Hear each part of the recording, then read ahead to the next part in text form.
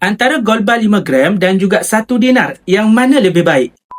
Jika dilihat dari nilai iaitu dari sudut ketulenan emas, kedua-dua emas ini adalah sama yang mana berketulenan 999.9.